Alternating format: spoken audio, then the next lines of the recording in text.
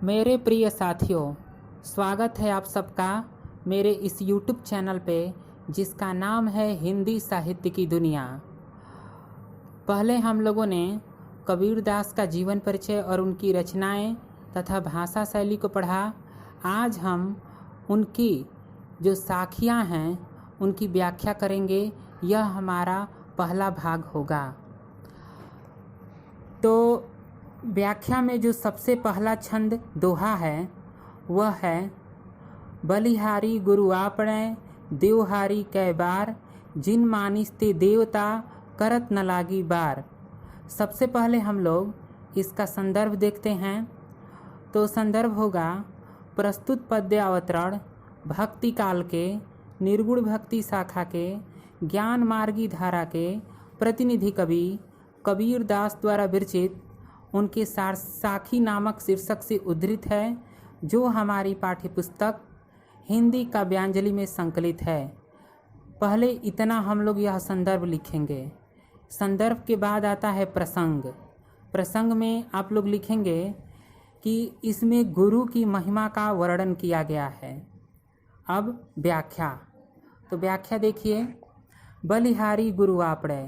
मैं कबीरदास जी इस दोहे के माध्यम से कहते हैं कि मैं अपने गुरु पे बलिहारी जाता हूँ, अर्थात उनको बार बार प्रणाम करता हूँ।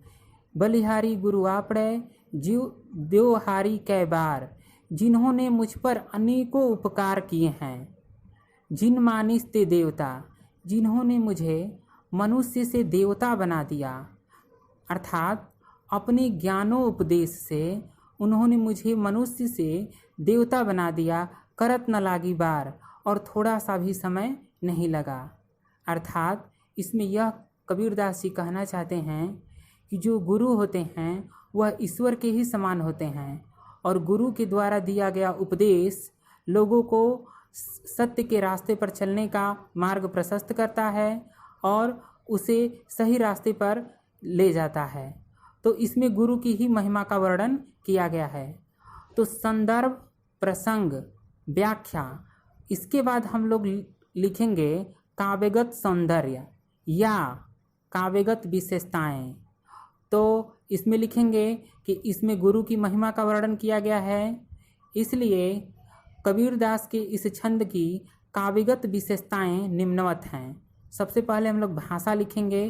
भाषा में आप लोग देंगे साधुकड़ी तथा पंचमेल खिचड़ी। छंद, छंद में यह दोहा छंद है। गुड़, गुड़ माधुर्य है, और रस शांत रस है। यदि शांत रस होगा तो गुड़ ऑटोमेटिक ही माधुर्य हो जाएगा। तो शांत रस है, उसका गुड़ क्या है? माधुर्य है। क्योंकि गुड़ बहुत से होते हैं, 10 गुण होते हैं। श्लेषा, समासा, समता, समाधि, माधुर्य, ओजः, पदसौ, कुमार्यम, ये 10 गुण होते हैं। और अलंकार पे हम लोग जाएंगे तो देखा जाए इसमें कौन सा अलंकार है। बलिहारी गुरु आपणे देवहारी कै बार, जिन मानिस ते देवता करत न लागी बार। बार बार 2 बार आ रहा है, इसलिए जहाँ एक ही शब्द की बार बार आवृत्ति हो वहाँ कौन सा अलंकार होगा? अनुप्रास अलंकार होगा। तो इसमें अलंकार अनुप्रास है।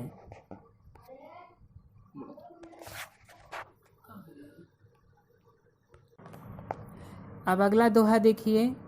सतगुरु की महिमा अनंत, अनंत किया उपकार, लोचन अनंत उघाड़िया, अनंत दिखावन हार। इसका भी हम लोग संदर्भ लिखेंगे। तो संदर्भ क्या होगा? पूर्वत होगा। अब प्रसंग पे जाइए तो इसमें भी गुरु की महिमा का ही वर्णन किया गया है। व्याख्या देखिए, सतगुरु की महिमा अनंत, यानी कि सतगुरु की महिमा अनंत है, अपार है, जिसका वर्णन नहीं किया जा सकता। अनंत किया उपकार, और उनकी महिमा अवर्णनीय है, अर्थात उनकी महिमा का वर्णन नहीं किया जा सकता। कबीरदास जी कहते हैं कि सतगुरु की महिमा अनंत है, अपार है, जिसका वर्णन नहीं किया जा सकता। लोचन अनंत उघाड़िया, और उन्हीं गुरु ने मुझे ज्ञान रूपी दिव्य दृष्टि प्रदान की। और लोचन अनंत उघाड़िया, अनंत दिखावन हार, और उन्होंने ही मुझे अनंत ब्रह्म के दर्शन कराए। फिर से एक बार देखिए, सतगुरु की महिमा अनंत, अनंत किया उपकार, यानी कि सतगुरु की महिमा अनंत है, अपार है, जिसका वर्णन नहीं किया जा सकता। और उन्हीं गुरु ने ही लोचन अनंत उघाड़िया, उन्होंने ही मुझे दिव्य दृष्टि प्रदान की और अनंत दिखावन हार और उस अनंत ब्रह्म के दर्शन कराए। अर्थात इसमें गुरु के द्वारा ज्ञानोपदेश दिया गया है और ऐसी दिव्य दृष्टि दी गई है जिससे भक्त साधक उस महान ब्रह्म का दर्शन कर सकता है। तो इसके बाद हम लोग काव्यगत सौंदर्य देखते हैं। काव्यगत सौंदर्य में भी इसमें गुरु की महिमा का वर्णन किया गया है और रस इसमें, भाषा इसमें साधुकड़ी तथा पंचमेल खिचड़ी होगी।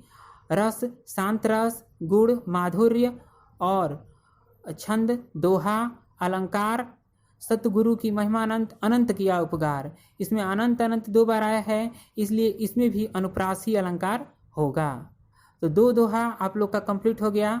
तीसरा देखिए, दीपक दिया तेल भरी बाती दई अघट, पूरा किया बिसाहुड़ा बहुरी न लाग्यो हटट। तो हट मीन्स होता है, शब्दार्थ देखिए, दीपक दिया तेल भरी बाती दई अघट। अघट मतलब होता है अक्षय, जो कभी नष्ट न हो। और पूरा किया बिसाहुड़ा, बिसाहुड़ा का मतलब होता है क्रय विक्रय। बिसाहुड़ा बहुरी न लाग्यो, बहुरी माने फिर से, और हटट, हटट मतलब हट मतलब बाजार। तो शब्दार्थ ये हुआ। संदर्भ इसका भी पूर्वत रहेगा। प्रसंग देखिए, इसमें गुरु की कृपा का, साधक पर गुरु की कृपा का वर्णन किया गया है कि गुरु किस तरह से अपने ज्ञान उपदेश से भक्त को ईश्वर का दर्शन कराता है, इसका इसमें वर्णन किया गया है। व्याख्या देखिए, दीपक दिया तेल भरी। कबीरदास जी कहते हैं कि मैंने अपने इस ज्ञान रूपी दिए में दीपक दिया तेल भरी, प्रेम रूपी तेल को भर दिया है।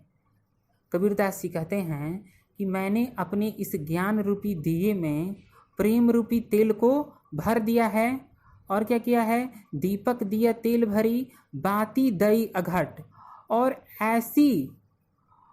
ऐसी ज्ञान रूपी बाती उसमें लगा दी है, ज्ञान रूपी ऐसी बाती लगा दी है जिसके कारण वह मेरे हृदय में निरंतर जलती रहती है। ऐसा मेरे हृदय में ज्ञान उत्पन्न हो गया है, ज्ञान रूपी मैंने अपने हृदय में ऐसा दीपक जला लिया है जिससे जो अंधकार है, अज्ञान रूपी अंधकार है, उसका नाश हो गया है और वह बाती निरंतर मेरे हृदय में जलती रहती है। और जब निरंतर मेरे हृदय में वह बाती जलती रहती है तो उससे क्या हो गया है मेरे अंदर? पूरा किया बिसाहुड़ा बहुरी न लाग्यो हटट। फिर से मुझे अब ऐसा मालूम होता है कि फिर से मुझे इस संसार रूपी बाजार में फिर से मुझे नहीं आना पड़ेगा, अर्थात मुझे मुक्ति प्राप्त हो जाएगी। एक बार और देखिए, दीपक दिया तेल भरी, मैंने इस ज्ञान रूपी दिए में प्रेम रूपी तेल को भर दिया है। ईश्वर को प्राप्त करने के लिए मैंने अपने इस ज्ञान रूपी दिए में प्रेम रूपी तेल को भर दिया है और ज्ञान ही की बाती उसमें जला दी है, जिससे ऐसा ज्ञान का प्रकाश प्रज्वलित हो गया है जो अक्षय है, जो कभी नष्ट नहीं हो रहा है, और जिसके कारण मैं इस जन्म और मरण के बंधन से, यानी कि संसार रूपी बाजार से अब पूरी तरह से मैं मुक्त हो गया हूँ। अब मुझे इस धरती पर बार बार जन्म लेना नहीं पड़ेगा। ये है तीसरा दोहा। इसका काव्यगत सौंदर्य भी यही होगा, पूर्वत ही होगा। अब अगला देखिए, चिंता तो हरिनाव की और न चिंता दास, जे कुछ चितवे राम बिन सोई काल की पास। सबसे पहले संदर्भ देखते हैं, संदर्भ पूर्वत ही होगा। प्रसंग में जाएंगे तो इसमें यह बताया गया है कि इसमें चिंता केवल राम की ही, अर्थात उस निराकार पर ब्रह्म की ही चिंता करनी चाहिए, उन्हीं का भजन कीर्तन करना चाहिए और किसी की चिंता इस संसार में करना नहीं चाहिए, क्योंकि यह संसार माया सहित है। तो इसी का वर्णन इसमें किया गया है। व्याख्या देखिए, चिंता तो हरिनाव की, चिंता केवल राम की ही करनी चाहिए, उनका ही भजन करना चाहिए। और न चिंता दास, और किसी की चिंता नहीं करनी चाहिए। जो कुछ चितवे राम बिन, यदि राम के अलावा हम यदि और किसी चीज़ की चिंता करते हैं तो सोई काल की पास, पास मतलब होता है बंधन। तो हम क्या करते हैं, इस मृत्यु के पास में ही, अर्थात इस जन्म मरण के बंधन में ही पड़े रहते हैं, अर्थात हमें मुक्ति नहीं मिलती है। तो जो कुछ चितवे राम बिन सोई काल की पास, वह सब क्या है, यदि हम राम के अलावा और किसी की चिंता करें तो वह क्या है, मृत्यु के समान है। एक बार और देखिए इसको, चिंता तो हरिनाव की, चिंता केवल राम की करनी चाहिए। और न चिंता दास, और किसी चीज की चिंता नहीं करनी चाहिए। जो कुछ चितवे राम बिन, राम के बिना और किसी चीज की चिंता करना सोई काल की पास, यानी कि मृत्यु के समान है।